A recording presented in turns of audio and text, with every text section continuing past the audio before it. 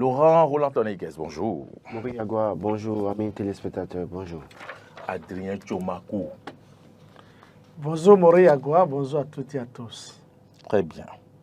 Alors, nous allons faire le débat. Je sais peut-être que Laurent a déjà abordé ces sujets certainement hier sur l'émission avec Ahmed Arekba. Je ne sais pas s'il faut y revenir, puisque vous n'avez pas eu le temps peut-être de faire vos analyses à propos de certains titres que nous avons lus ce matin. Nous irons directement à la une de Matin Libre, par exemple.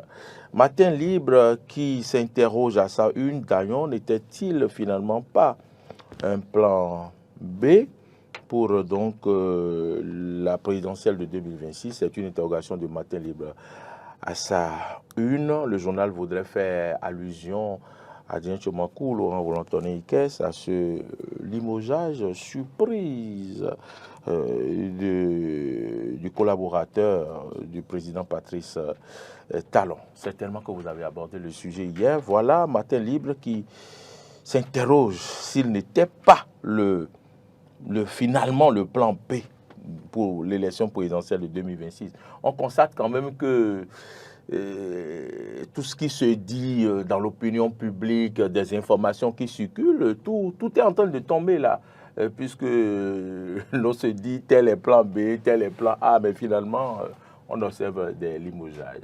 Laurent Roland Toniguez. Je voudrais faire remarquer que les gens doivent éviter d'aller très vite en besogne, parce qu'il s'agit ici d'un proche collaborateur qui a payé le prix fort pour être proche de Patrice Talon. Et qui plus est son cousin. Et donc quand on parle de BAI, c'est la structure qui a géré les grands projets, les grands dossiers sous Patrice Talon. Et quand on en arrive à apprendre que le chef de l'État se sépare de quelqu'un de ce genre, en tout cas de cet acabit dans une certaine mesure, cette personnalité de haut rang, il faut se poser mille et une questions. Sommes-nous dans une situation de querelle interne liée à des membres d'une famille ou des collaborateurs? Sommes-nous en face d'une situation où un chef, compte tenu de l'attitude de son collaborateur, ne supporte plus et a souhaité se séparer de ce collaborateur? Mais est-ce qu'on se sépare de tous les collaborateurs de cette manière? Posons-nous les vraies questions. Ça aurait été quelqu'un, un cadre, qui n'est pas du tout proche de Patrice Talon, et qui peut-être, c'est sur le terrain politique qu'ils se sont rencontrés et qui l'a promu, je pourrais peut-être faire une autre analyse. Mais il s'agit de quelqu'un qui, avant que Patrice Talon ne vienne au pouvoir, maîtrise ce que c'est que les entreprises de Patrice Talon. Sur le plan comptable et autres, c'est lui qui gérait. Et donc, on parle d'une collaboration de pratiquement de 40 ans. Ah oui. Et donc, si on se dit qu'aujourd'hui, Dayon est débarqué de l'équipe gouvernementale comme ça, oui, Matin Libre demande si ce n'est pas le plan B finalement. Tous les jeux sont possibles jusqu'en 2026. Très bien. On assistera à de l'auto-victimisation dans une certaine mesure pour berner ou dribbler le peuple. Ah oui? Oui, parce que quelqu'un qui maîtrise tous les grands dossiers, oui, on dira que oui, ça ne passe plus entre le chef de l'État et lui. C'est possible. C'est possible parce que la langue et les dents sont ensemble, mais se querellent parfois. Il arrive que les dents arrivent à mordre la langue à un moment donné. Ça peut arriver. Et donc, qu'est-ce qu'il peut y avoir comme problème entre Patrice Talon et Johannes Dayon au point où les gens vont tenter de mettre leurs doigts dedans ou mettre leur bouche dedans? Tôt ou tard, ils se trouveront certainement, si entrant, il y avait véritablement un problème, c'est que pour résoudre ce problème, il y a des endroits où ils peuvent se retrouver pour régler ce problème. Donc moi, je pense que tout est possible. Dayon peut être un plan B. D'ailleurs, je l'ai toujours dit sur ce plateau. Il y a des jeunes qui publient chaque fois la photo de Johannes Dayon. J'en connais même un ami personnel que je taquine tous les jours. Et la dernière fois même, quand on l'a limogé, il a mis un message et je lui ai dit, ah donc finalement il sera candidat. Et il a dit, de quoi tu parles? Donc, on se connaît, on comprend certaines choses. Donc, moi, j'attends de voir réellement quelle serait la suite. L'un dans l'autre, parce que j'ai vu, je crois que le journal a mis les photos de 4 personnes à la une. Il y a Agbenossi, il y a Omeki, il y a, comment vous appelez? Il y a, et puis Dayon. Et rappelons que les 4 n'ont pas démissionné. Omeki, lui, les 4 n'ont pas été limogés. Omeki a démissionné. Donc, dans une certaine mesure, qu'est-ce qui va se passer?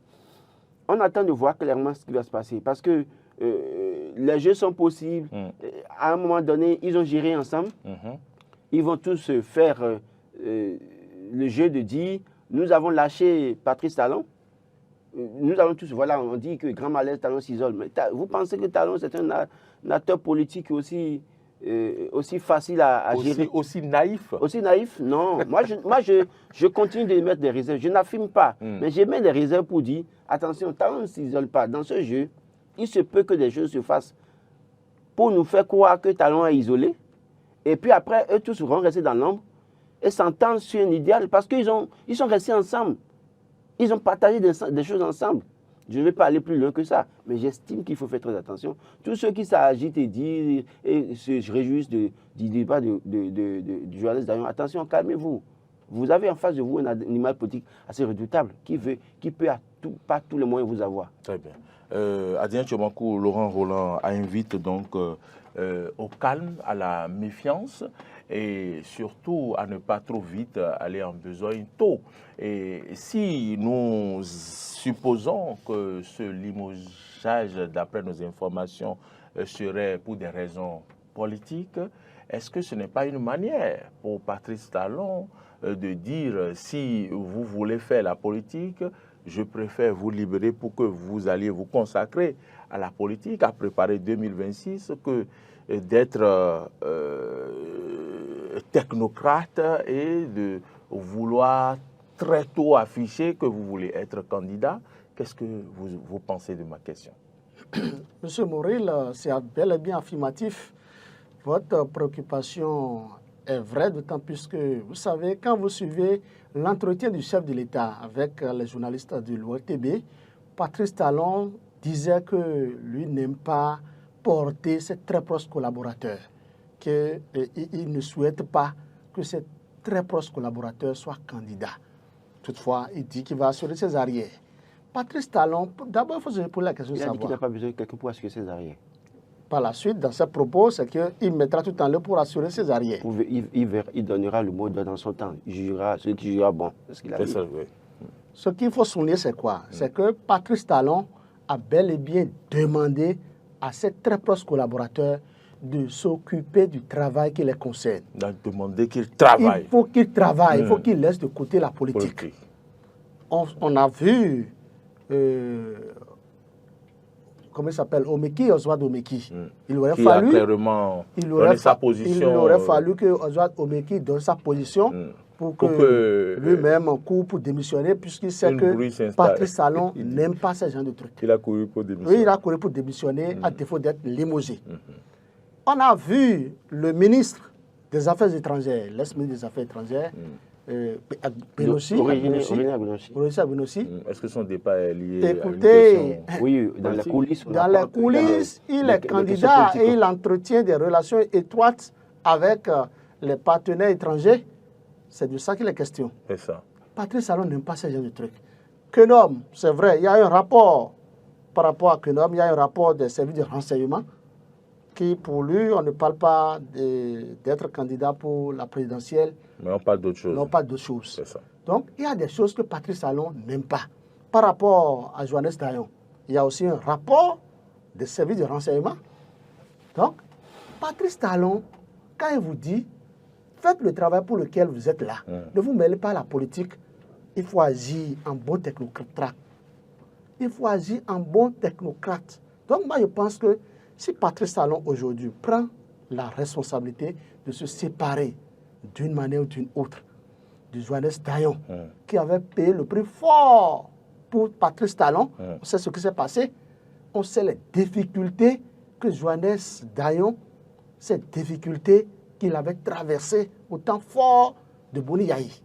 Écoutez, je ne vous apprends rien, mais si Patrice Talon prend la ferme décision. Des gens peuvent dire que bon, est-ce que ce n'était pas un plan B, est-ce que ce n'était pas un plan C. Olivier Bokor, pourquoi Olivier Bokor a couru pour prendre le même vol que Patrice Talon pour qu'il aille aplanir leurs différends à Paris? Écoutez, c'est parce que partout, les gens disent que Olivier Bokor est candidat, mais Olivier Bokor n'est demandeur de rien. On l'a dit ici. On le dit toujours. Le ministre Wadaï, les jeunes ont commencé par susciter la candidature du ministre Wadaï. Très tôt, le ministre Wadaï les a traduits en justice. Tout à fait. Le jeune a été condamné. Et c'est le ministre même qui a payé, qui l'a aidé à payer la caution. Pour donner une leçon. Pour donner une leçon, pour dire que lui, il respecte les injonctions de Patrice Talon. Il n'est pas là pour être candidat contre X ou Y. En réalité, ce n'est pas que Patrice Talon ne veut pas avoir de dauphin. Ce n'est pas qu'il ne veut pas assurer ses arrières. Ce n'est pas que Patrice Talon ne prépare pas 2026. Non. C'est une question de calendrier. Et ce que beaucoup doivent comprendre... Il préfère que les gens travaillent maintenant. Il préfère que les gens travaillent. Vous avez vu, quand il a rencontré maintenant les petits partis politiques de la mouvance, je veux parler de Moël Bénin et de RN. Écoutez, ils sont en train d'aller maintenant vers un cadre de concertation nationale au plan politique. Et là, on sait un peu comment... En fait, on voit qu'il a de la méthode. Il a de la méthode. Et c'est là où il conduit. Il sait là où il va. Donc, les gens doivent savoir raison garder.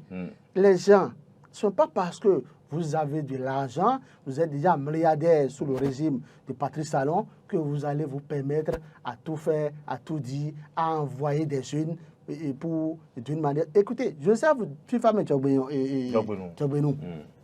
lui-même... Il a fait quoi? Lui-même, il est en train de voir le vent qui arrive. C'est quel vent? Avec déjà le cas de concertation politique qu'on veut mettre sur pied, où c'est Abdoulaye Biotchane qui doit prendre le lead. Ah oui. Puisque Abdoulaye Biotchane n'est candidat en rien en 2026, il est déjà frappé par l'âge. Et il est le ministre d'État, la deuxième personnalité politique du Bénin. Je ne parle pas de personnalité constitutionnelle. C'est Abdoulaye Biotchane qui prendra cette responsabilité de réunir tout le monde. Donc, quand Patrice Talon dit que c'est à 6 mois de la présidentielle, il faut commencer par parler...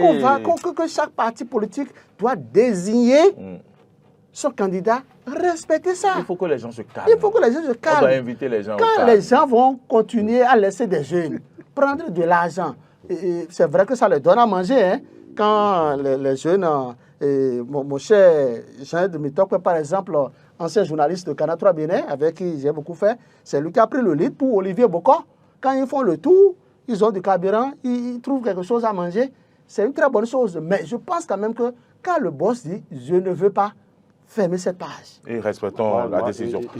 Je crois que quand Adrien Tchoubakou parle des différents rapports sur les différentes personnalités, je souris pour dire en réalité, ne nous leurrons pas. Si c'est pour alors se séparer des gens, parce qu'il y a des rapports, je suis sûr qu'avant 2026, si Patrice ne fait pas attention, il finira par se séparer de tout le monde, il sera seul. Peut-être que Nassera anticipe. Non, attendez. S'il y a des opposants qui montent des jeunes pour dire soutenez Y, non. Il y a des services de renseignement qui sont là. Non, j'en viens. Les appels téléphoniques, les messages surtout, c'est ce que vous dites. Savoir ce qui se passe. C'est ce que vous dites finalement, alors, dans ces conditions, s'il ne fait pas attention, il va se séparer de tout le monde avant 2026. Il sera seul. Je crois que nous sommes sur un terrain politique. Ne nous leurrons pas et ne tombons pas dans le piège des stratèges politiques. Laurent. Vous avez parlé d'Olivier Bokor qui s'est empressé de rentrer dans le même vol que de Patrice Talon, qui est président du conseil d'administration de l'entreprise de Patrice Talon aujourd'hui. Vous parlez de brouille entre les deux, mais pourquoi on ne décharge pas l'autre des intérêts de Patrice Talon? Ne nous leurrons pas. Moi, quand ils se sont retrouvés à Paris, vous savez ce sur quoi ils se sont entendus? Je sais. Moi, ce dont ils ont parlé, on ne viendra pas dire ça sur un plateau de télévision. Alors, mais ce que je dis, c'est qu'il y a quelqu'un qui est président du conseil d'administration des entreprises de Patrice Talon aujourd'hui. Vous dites qu'il y a brouille entre les deux, mais l'autre ne décharge pas l'autre. Et l'autre continue de protéger certains intérêts de l'autre quelque part. Moi, je sais pourquoi je dis, mettons du bémol, faisons très attention. Et cela suppose que quoi? On vous montrera tous les cas de figure avant 2026. C'est-à-dire, à un moment donné, on vous montrera même que tout le monde est contre Patrice Talon. D'ailleurs, cette semaine-ci, des journaux écrits à la une, quel péché Patrice Talon a-t-il commis, traîtrise, des trucs comme ça. Ça a commencé. Ça va être une guerre de communication. Ça va être une guerre. Il ne reconnaît même pas Olivier Bokor candidat. Non, mais attendez. Donc, je pense il y aura une guerre. Il faut savoir faire la lecture des choses et la part des choses. Non, aujourd'hui, Patrice Talon ne veut pas que ces 13 collaborateurs se mêlent à la chose politique. Ce n'est pour rien qu'il veut nommer les ministres conseillers. Les ministres conseillers vont mieux occuper le terrain politiquement. Mais Patrice Talon agit méthodiquement. Ces ministres conseillers... Je n'ai jamais dit le contraire, mais je dis, faisons attention. Laurent, quand même, on ne peut pas quand même parler de Johannes Dayon sans s'attarder sur cette personnalité, cette tête pensante du BAI, non? Du BAI. Du BAI. L'analyse d'investigation. Et qui est celui-là même qui a pensé et qui a rédigé le PAG 1 et le PAG 2. Je ne cache aucun secret, je ne livre aucun secret en le disant. C'est la tête pensante du PAG. Est-ce que, quand vous voyez celui qui le remplace, vous voyez aussi que c'est une autre tête pensante? C'est Irénée Koupaki. Bon, on nous amène Koupaki qui prend de l'étoffe. Koupaki qui certainement a la chance maintenant de mettre en pratique peut-être sa nouvelle conscience. Ah oui, parenthèse. Ah oui, mais est-ce que quand même le départ de Johannes Dayon qui maîtrise mieux le PAG ne va pas poser problème? Je l'ai dit dès l'entame que Johannes Dayon, c'est l'homme de tous les grands dossiers. Vous l'avez dit, j'ai beaucoup apprécié. C'est l'homme de tous les grands dossiers qui maîtrise pratiquement tout ce qui a été fait sous Patrice Talon depuis 2016 jusqu'à ce jour. Et donc, il a côtoyé les plus grands, en tout cas pour ceux qui doivent mettre en œuvre un certain nombre de projets, ceux qui doivent investir dans une certaine mesure. Il a côtoyé certainement toutes ces personnalités dans une certaine mesure. Et donc, il maîtrise un tant soit peu le terrain politique, économique, financier et autres, que sais-je. Et donc, est-ce qu'on se sépare d'une telle personne comme ça, facilement comme ça? C'est pour ça que je me pose des questions, je me dis, mettons-y du bémol. Parce qu'on dit que Patrice Talon ne veut pas que ses proches collaborateurs s'intéressent à la politique. Même si Johannes Dayon s'intéressait à la politique, je ne pense pas que c'est de cette manière qu'il faut se séparer de lui. Moi, j'ai comme l'impression qu'il y a une manière de victimisation. C'est pour moi, c'est mon avis. Ça, c'est votre appréciation. Et je l'assume. Je l'assume parce que... Quand Patrice Talon nommait l'assume. Johannes Dayon, il est la seule personne à savoir pourquoi il a nommé Johannes Dayon. Je vous dis, Adrien Tchoumakou. Donc, à tout moment, il peut le dégommer. Il peut le changer, mais je vous dis... Il peut le connaissez l'histoire, renvoyer de la présidence à tout moment. Quand vous connaissez l'histoire des deux personnalités et que vous connaissez le rôle qu'il a joué à ses côtés, dans une certaine mesure, moi, je me pose des questions, je n'affirme pas. Mais je dis, est-ce qu'on doit pouvoir commencer par dire, Patrice Talon a de la méthode, il n'aime pas que ses proches fassent la politique, il veut se séparer d'eux? Non. Non. Observons, attendons. D'ici là, on verra bien, comme on le dit, on verra l'anus de la peau, je sais quoi. Donc, je crois qu'il faut faire très attention.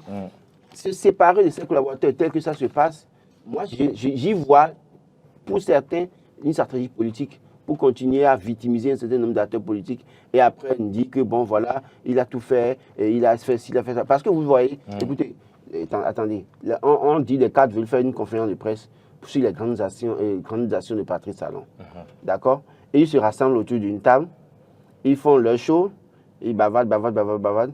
Quelques heures après, 3 personnes se lèvent pour dire qu'ils ne savaient pas qu'on les a associés à un truc là et qu'on a suscité la candidature de Johannes Dayon, alors qu'ils ne sont pas d'accord. Vous pensez que c'est anodin tout ça? Ça suivi. Vous pensez que ça c'est anodin? Pour moi, ce n'est pas anodin. Pour moi, ce n'est pas anodin. Et ce qui est bizarre dans ce lot, il y a un secrétaire général adjoint du gouvernement. Et ils font certains communiqués pour dire qu'on les a associés à une activité. D'ailleurs, même là, pourquoi en ce moment précis là, ils sont sortis pour faire conférence de presse sur les actions du chef de l'État? Et parce que le président de la République ne veut pas qu'on parle politique avant l'heure. Donc, eux, ils respectent la ligne de conduite. On attend de voir.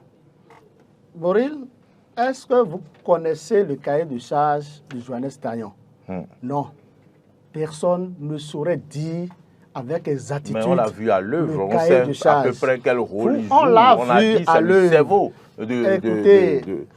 Qu'est-ce que vous appelez cerveau? Du bureau On du sait BAI. qu'il est super intelligent, qu'il est compétent, qu'il connaît son travail. C'est d'ailleurs la raison pour laquelle Vous ne savez pas ce qu'on appelle cerveau. il a été nommé. Vous ne Si savez lui, pas ce le qu'on appelle cerveau, cerveau. Patrice Talon est quoi?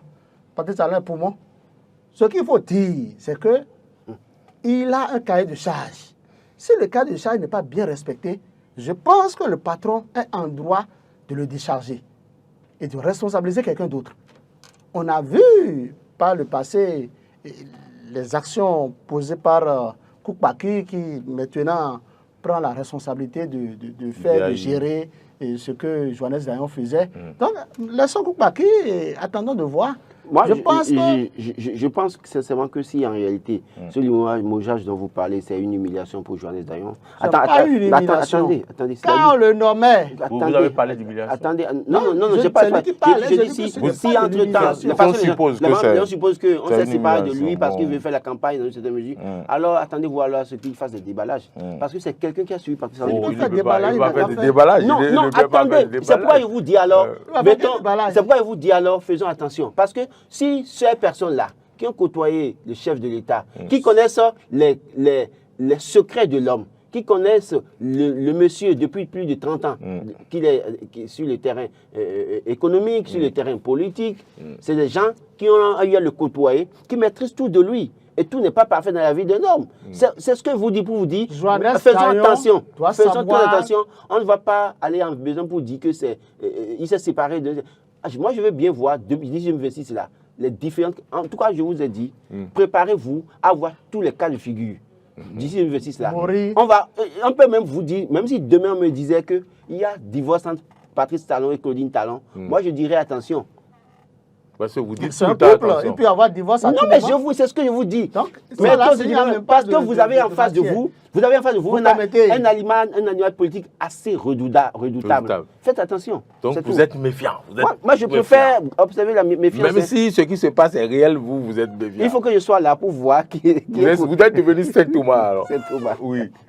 Bon, ce que je voudrais dire, j'ai oublié même. Ce qu'il faut souligner, c'est quoi? Parce que quand lui prend la parole, vous ne me laissez pas parler. Non, mais je parle maintenant, vous m'interrompez à plusieurs reprises. Patrice Talon, c'est pourquoi il a nommé Johannes Dayon.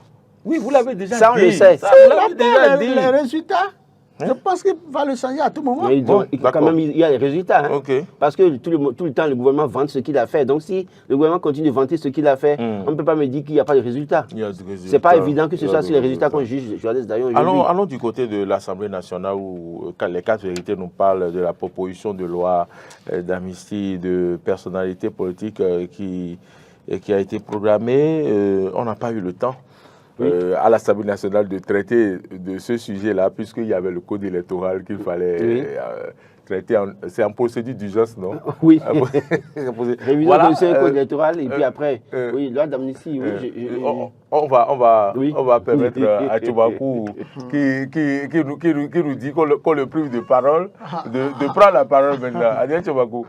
Ça me fait trop mal que je n'ai pas pu développer l'idée de tout à l'heure. Bon, ça se passe. Vous avez bien développé, est-ce que vous avez ça? Non, c'est vous qui le dites. Et Assemblée nationale, les députés, le lundi prochain, vont d'abord, selon ce que le porte-parole de l'Assemblée nous a dit. Est-ce que ça va prospérer? Écoutez, moi je pense que ça ne peut pas prospérer. Il ne faut pas qu'on se leurre. Ça ne peut pas prospérer. Quelqu'un demandait si les députés pro-talon vont voter pour cette loi d'amnistie. Les députés pro-talon ne peuvent pas voter, que ce soit vote secret ou vote à main levée. Ça ne peut pas marcher. Ça ne peut pas marcher parce qu'il y a une base. C'est-à-dire, moi, je suis pour. Parmi ces députés, il y a des députés qui sont des amis de ceux qui sont concernés. Très tôt leur liberté. Mais à l'état actuel des choses, où les démocrates ne jouent pas, je ne dirais pas franc jeu avec la mouvance, puisqu'ils sont de l'opposition, ils ne peuvent pas jouer franc jeu. C'est ce que je dis, c'est-à-dire ça ne peut pas passer. Du moment où les rapports d'activité du président de l'Assemblée nationale, ces rapports sont systématiquement rejetés par l'opposition, c'est que quand l'opposition aussi aura besoin de la mouvance, ils vont rejeter.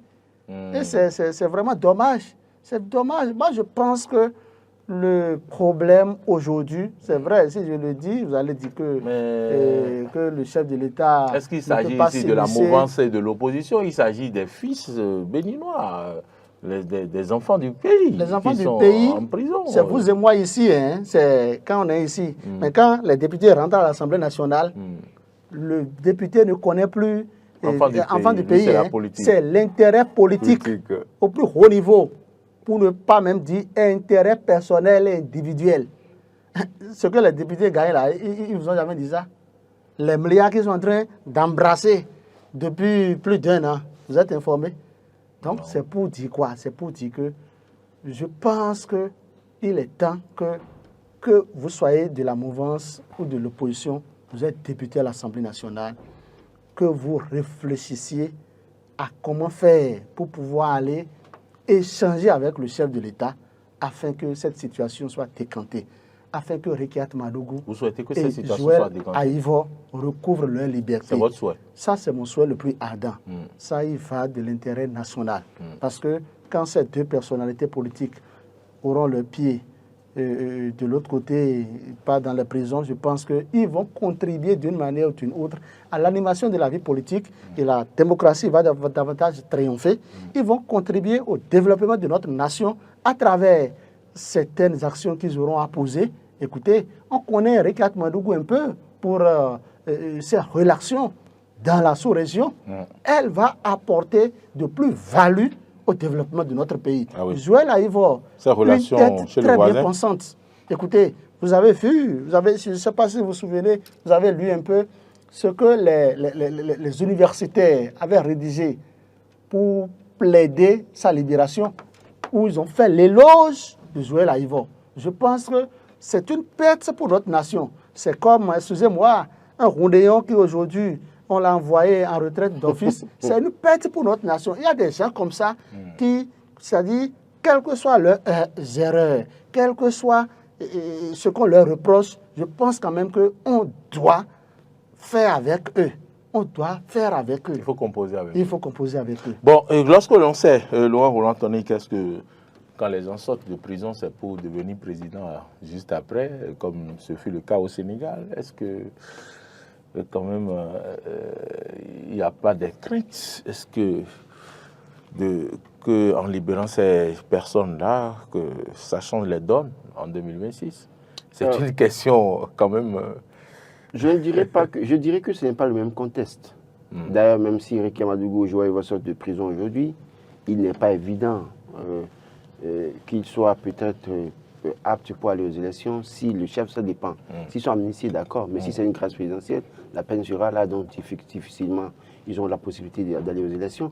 Mais ce que je voulais rappeler déjà d'abord, c'est de dire que dans la Constitution, le chef de l'État a les prérogatives d'amnistier ou de gracier qui il veut. Et d'ailleurs, même à la fin de chaque année ou bien à la veille de la fête nationale, le chef de l'État a la possibilité de gracier. Mais ils ne veulent pas. Attendez. Donc, il y a ce premier point. Et puis après, il y a la possibilité d'amnistier, mais il ne l'a pas fait. Les députés de la 8e législature ont voté une loi qui permet au chef de l'État de suspendre les peines. Il ne l'a pas fait. Et les députés de l'opposition, une fois à l'Assemblée nationale depuis janvier 2023, ont introduit, après cette loi, cette proposition de loi dont on parle aujourd'hui, est-ce que, fondamentalement, ça va passer? Posons-nous les véritables questions. Mais n'oubliez pas que, oui, Rekiat Madougou et Joël Aïvo pourraient de la présidence, de la prison, se retrouver à la présidence à une seule condition. Si Patrice Talon ne choisit pas le bon timing. Vous savez, ce qui s'est passé au Sénégal, Macky Sall, à un moment donné, n'a pas choisi le bon timing. Et quand il a sorti les gens de prison, il les a maintenus en prison, ils sont sortis après. D'abord, le pardon qu'il a accordé en les sortant de prison, ça n'a pas eu d'effet.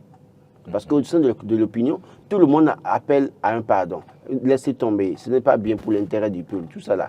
Et vous refusez, vous obstinez à réagir. C'est pareil, nous sommes dans une telle situation au Bénin. Et c'est pourquoi j'ai toujours interpellé le chef de l'État pour dire sur la question du timing. Pendant que tout le monde parle du dossier Joël Aïvo, pendant que tout le monde parle du dossier Rekiat Madougou, il vaut mieux très vite agir maintenant, pardonner ou gracier ou amnistier, dans une certaine mesure, pour que le peuple, dans une certaine mesure, applaudisse. Autrement, vous allez attendre 2025-2026 pratiquement pour vouloir pardonner, amnistier. Les gens vous disent, mais pourquoi vous faites ça maintenant? On n'en a plus besoin. Mais là, ça va renforcer ceux qui sont en prison aujourd'hui. Malheureusement, et j'ai toujours dit, les acteurs politiques, une fois au pouvoir, oublient de s'inspirer du passé. Dans ce pays, dans l'affaire tentative de coup d'État, qui a amené d'ailleurs Joannès Dayon en prison, dans l'affaire tentative de coup d'État et d'empoisonnement, qui a amené un certain nombre de collaborateurs du chef de l'État, ou bien des proches de Boni Yayi en prison, en ce moment, tout le monde appelait le chef de l'État Boni Yayi à pardonner. Il n'avait pas écouté. Il n'avait pas voulu réagir. Et puis, il a choisi un matin de mai 2015 pour décider enfin de laisser tomber. Est-ce que vous appelez... C'était un mauvais timing? C'était un mauvais timing. Parce qu'on était pratiquement à un an des élections. Et quand il l'a fait, les gens ont dit, mais pourquoi il le fait maintenant? On n'en a pas plus besoin. Mais ça a renforcé Patrice Talon. Parce que ça a permis à Patrice Talon de rentrer au pays. Et dans cette ferveur, sa cote a monté un peu. Ça lui a permis de se retrouver au deuxième tour des élections et de gagner les élections. Donc, le bon temps, parce que s'il le fait maintenant, pendant un moment, les acteurs dont on parle peuvent être sur le terrain et peuvent peut-être, au cours de leur tournée, de leurs actions politiques, faire des erreurs qui peuvent être en leur défaveur. Donc, il vaut mieux permettre à ces personnes-là, c'est-à-dire les confronter à la réalité politique, plutôt que de les laisser là-bas, de les faire, et puis après vous sortez une décision pour pardonner ou pour gracier ou pour amnistier, et puis après le peuple dit, mais on n'en a plus besoin, mais puisque tu as fait maintenant, alors on te fera comprendre que c'est nous qui avons le pouvoir, et là, tout le monde s'aligne derrière. Parce que plus nous approchons de 2026, plus Patrice Talon refuse, ou son gouvernement refuse de revoir la situation, ou les députés de la mouvance refusent de voter une telle proposition de loi, ou bien de permettre à ce que les gens sortent de prison, plus vous montez la cote de popularité de Rick Amadougou et Joël Ivor qui se renforce. Et donc, à un moment donné, quand ils vont sortir de prison, vous aurez réussi à consolider leur base, et à un moment donné, il n'y a plus rien à faire. Moi, je pense sincèrement que c'est plus que jamais le moment pour Patrice Talon et son gouvernement, notamment les députés qui à leur cause de la mouvance, de réfléchir sur la possibilité de voter cette proposition de loi. Et d'ailleurs, une fois que, puisque on sait très bien que quand on vote une loi qui est favorable au pouvoir en place, en moins de 24 heures, en tout cas en moins de 112 heures, la Cour déclare la conformité ou non, et puis le chef d'État promulgue. Donc, je voudrais que cette proposition de loi, je vous rappelez très bien que quand ils avaient introduit ça, ils disaient que non, c'est pas évident que ça prospère. Et la preuve, ça a traîné. Mais je crois que tel que ça se passe maintenant, si véritablement il y a des problèmes au sein de la mouvance présidentielle, le chef de l'État doit travailler certainement sur racheter de ce côté. D'ailleurs, ça, dans la même dynamique qu'il reçoit les autres partis qui étaient marginalisés, RN et Moël Bénin. Patrice Talon n'est pas dupe politiquement. Il sait très bien ce qu'il fait, il sait très bien là où il va. Il peut demander à ses soutiens à l'Assemblée nationale de voter cette loi, et puis ça va être promulgué, et puis après il va passer à l'acte. Attendons de voir ce qui va se passer. Merci pour vos analyses, Laurent Anthony. Sadien, tu as quelque chose à ajouter? Oui, en fait, si vous suivez un peu ce qui s'est passé au temps de Boni Yayi, c'est que pour plus d'un, Boni Yayi avait commis cette erreur de pardonner.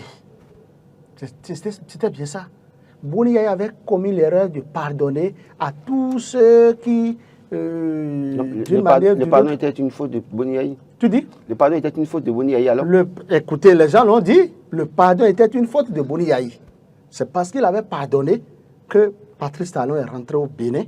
Et le jour qu'il a pardonné, des gens ont dit en même temps que c'est fini. Le prochain président de la République, c'est Patrice Talon. Et ça a été réalisé. Parce qu'il a mis du temps. Écoutez, pourquoi il parle de timing? Je comprends. C'est pour vous dire quoi?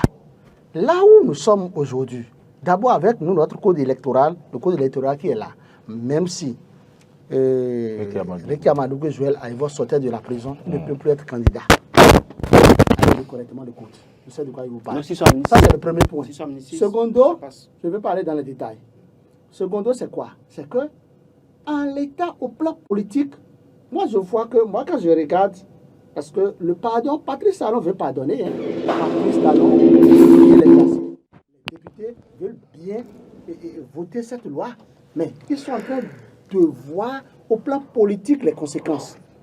Parce que Rick Amadougou, qui ne sera plus candidat à rien, ainsi que Joël Ivor, écoutez, il aurait suffi seulement qu'on dit qu'il y a un meeting quelque part pour que Rick Amadougou se présente là.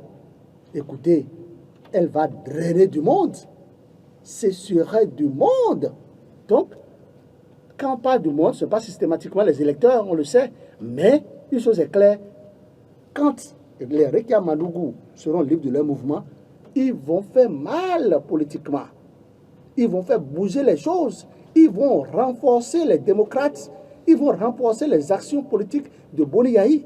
C'est de ça qu'il est question. Et comme ça, si en l'état aujourd'hui, avec Boni Yahi seul et les démocrates, la mouvance présidentielle est déjà en difficulté, allez-y comprendre quelque chose. Si Ricard Madougou est libre de ses mouvements, si Joël Aïvo est libre de ses mouvements. Donc vous ne croyez pas, en l'état, remettre ces deux hautes personnalités politiques en liberté, politiquement, ce n'est pas bon pour la mouvance. Peut-être c'est après 2026 qu'on peut les libérer. Ça, c'est moi mon analyse. Non, moi, je continue de croire que aussi longtemps que Ricard Madougou et Joël Aïvo seront en prison, d'ailleurs même, souvenez-vous très bien qu'en 2023, le sujet de campagne des démocrates était Ricard Madougou et Joël Aïvo. Vous avez vu ce qui s'est passé. N'eût été un certain nombre de choses dans certaines circonscriptions électorales, ce n'est pas évident. Ils auraient pu avoir plus de 28 députés. Donc, vous vous rappelez que juste au niveau des carrefours, c'était juste des photos, et puis le discours, c'était Ricard Madougou et Joël Aïvo. Moi, c'est pour ça que je dis que aussi longtemps qu'ils sont en prison, ça renforce le code de popularité et ça renforce le Parti des démocrates. Autant mieux les libérer très vite. Et là, parce que si aussi longtemps que ça devient, c'est un sujet de préoccupation pour les démocrates, plus le peuple adhère. Alors, quand on va les libérer, c'est qu'on enlève de la bouche des opposants cet argument. Et là, ça va... Ça, c'est votre lecture. Non, mais ça va contribuer à affaiblir... Quand vous parlez de Boni Yahi pour dire que c'est parce qu'il a pardonné, il a fait une erreur. Non. En réalité, si Boni Yahi avait déjà pardonné en 2012, quand il y avait la situation, c'est qu'on serait passé à autre chose. D'ailleurs, même en 2012, 2013, 2014, Patrice Talon n'avait jamais pensé aller aux élections pour être président de la République du Bénin. Aller demander à ses proches. Tout à fait. Il a fallu que cette affaire dure dans le temps, qu'à un moment donné, et n'oubliez pas, aller demander, ils vont vous le dire, il a essayé bien, qui a démontré, a dit à tout prix en 2015 qu'il pouvait battre Boni Yahi dans le milieu, dans la région septentrionale, et qu'il était bariba de souche avec tout le débat qu'on a pu avoir. Et finalement, Alliance Soleil, combien de députés à l'arrivée? 2. Bien, on a essayé, ça n'a pas marché. À un moment donné, on a voulu essayer avec Oukwaki, avec la nouvelle conscience qui s'est retrouvée sur les montagnes dans la Takora pour passer son message. Vous vous rappelez cette image? Ça n'a pas marché. Et puis ils se sont retrouvés à Paris. Le monsieur a fini par comprendre que... Laurent, les choses ont évolué. Oui, mais c'est ce que vous dites. Pour vous dire quoi? Ce qui se passe aujourd'hui. Pour vous dire que quoi? Dans une certaine mesure, le bon timing compte en toutes choses. Il faut faire très attention, surtout parce que quand plus vous durez et vous montrez que vous êtes fort, c'est que les autres qui se sentent aussi brimés ont des gens qui les soutiennent. Plus... la victime, et vous savez très bien que nous sommes à 2 ans de la présidentielle. Vous savez très bien que les Béninois aiment les victimes. À 2 ans de la présidentielle, je pense que ce serait vraiment compliqué, difficile pour la mouvance de remettre en liberté les 2 personnalités politiques. Bon, on attend de voir. Je crois que notre souhait le plus ardent, c'est qu'ils retrouvent très rapidement leur liberté, mais il y a des paramètres. Il y a des paramètres. Parce que la mouvance a peur. Le peuple va viser en Ils son feront temps. très mal. On va parler d'un dernier sujet. Laurent Roland-Tonnet, qu'est-ce pour problème de gouvernance, l'Ordre national des chirurgiens dentistes du Bénin suspendu? Oui, dans ce secteur, j'ai pu lire le compte rendu du Conseil des ministres, c'est qu'il y a des problèmes. Et puis l'ordre au sein de l'ordre, parce que vous savez aussi, partout qu'il y a ordre, les gens s'entendent entre eux, hein, et donc quand les nouveaux viennent, c'est difficile pour les nouveaux de s'installer, d'avoir l'autorisation, et ces choses. En tout cas, c'est précisé également, parce qu'il y a beaucoup de spécialistes en la matière aujourd'hui, mais qui ont du mal à s'installer pour être au service de la population. Donc, autant de choses, il y a des irrégularités que le gouvernement a notées. Donc, l'ordre est suspendu pour 12 mois, et puis il y a un comité qui est mis en place qui va gérer, revoir les tests de l'ordre pour permettre à ce que les tests soient favorables à tous les spécialistes en la matière. C'est une bonne chose. Et puis, je crois aussi qu'il faut réorganiser le secteur aujourd'hui parce que tel que ça se passe bon, je ne vais pas aller dans les détails, mais je sais que toutes les personnes qui ont eu des problèmes de dents savent ce que ça coûte pour les malades. Hein, tout le monde sait ce que ça coûte. Moi, j'ai eu un problème de dents en 2018, je crois. J'étais allé voir un dentiste. Il a fallu, quand je suis rentré, j'ai vu une dame sortir de la salle où on enlève les dents. J'ai vu la dame en train de pleurer avec la joue enflée. J'ai refusé. Et je leur ai dit de me prescrire des médicaments. On m'a prescrit des médicaments, je devais voyager et je suis parti en Suisse dans la période. Là-bas, j'ai eu le même problème. J'ai commencé à sentir des douleurs parce qu'il faisait frais. Mais je vous dis, on a enlevé la dent, on a fait une suture là. Je suis revenu dans ce pays. On m'a dit d'aller voir un dentiste pour qu'il m'enlève les fils là, Je suis allé voir un dentiste, il me dit, qui t'a fait ça, il a mis les fils, qui a fait la suture. Je vous dis, c'est un dentiste qui m'a demandé ça dans ce pays. Et pour m'enlever ça, il me demande 15 000 ou 20 000 francs. J'ai dit, mais moi, bon, pour faire manger au fur et à mesure, je vais avaler ça et aller chier. Et c'est comme ça c'est arrivé. Il y a aussi des choses, des réformes à faire dans ce secteur. Je sais que votre épouse est dans le secteur, qu'elle fait un bon travail, parce que je ne le dis pas pour dire, il y a des gens qui font très bien leur travail dans le secteur. J'ai eu des témoignages sur votre épouse, je sais qu'elle se bat dans son métier, elle se donne une identité professionnelle, elle a des compétences, et c'est ce que nous souhaitons. Que tous ceux qui nous avons dans tous les secteurs, sanitaire ou opérateur économique, que les gens aillent faire, comme vous appelez, un recyclage de niveau dans une certaine mesure, se mettre au pas pour être au service des populations, qu'on n'en arrive plus à voir, parce qu'on a enlevé une dent pour quelqu'un, la joue devient peut-être 2 tonnes, là, automatiquement, ça s'enfle, et les yeux deviennent rouges, et parfois, les gens pleurent, souffrent. Est-ce qu'on a vraiment besoin de ça? Je pense qu'il y a, le monde a évolué, hein? On peut enlever une dent pour vous. D'ailleurs, même moi, on m'a enlevé la dent, on m'a dit 10 minutes après, il faut prendre une soupe. 10 minutes après, j'ai pris une soupe et puis j'ai pu prendre de la viande et j'ai pu même casser les os. Wow, 10 minutes après, je vous dis. Wow. Et depuis ce jour-là, aucune difficulté, aucune douleur là. Pour vous dire, oui, il y a beaucoup de problèmes dans ce secteur-là qu'il faut régler véritablement. Et le gouvernement, quand le gouvernement en arrive à s'intéresser à un domaine comme ça, posez-vous les vraies questions. Ah, oui.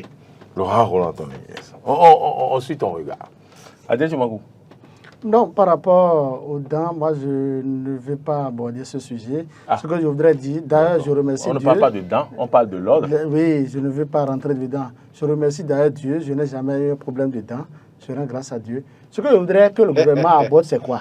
C'est des huissiers de justice. Ils sont très nombreux aujourd'hui. Des huissiers de justice qui ne se déplacent pas sur le terrain, mais qui restent dans leur bureau, ils pondent des rapports. Ils ont des clercs. Tu dis? Il y a ceux qu'ils appellent, qu'on appelle les clercs d'huissier de justice. Très bien. Ces clercs, sur le terrain. Écoutez, c'est ce que je vous dis. Ces clercs ne vont même pas sur le terrain. J'ai un dossier du genre, je sais de quoi je vous parle. Et je vais porter plainte contre l'huissier de justice. Je l'ai appelé, m'a dit de venir dans son bureau, de venir qu'on va en parler.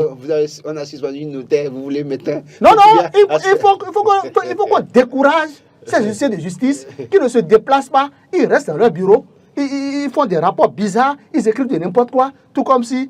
Mais j'ai lu le truc, j'ai dit, mais ça veut dire quoi? Ça ne répondait pas. Ça ne répondait en rien. En rien. Il faut que le gouvernement commence par leur tirer des oreilles. Que les gens soient suspendus.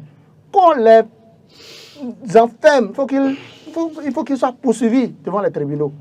Non, je crois que c'est un coup de gueule. Hein. C'est un coup de gueule.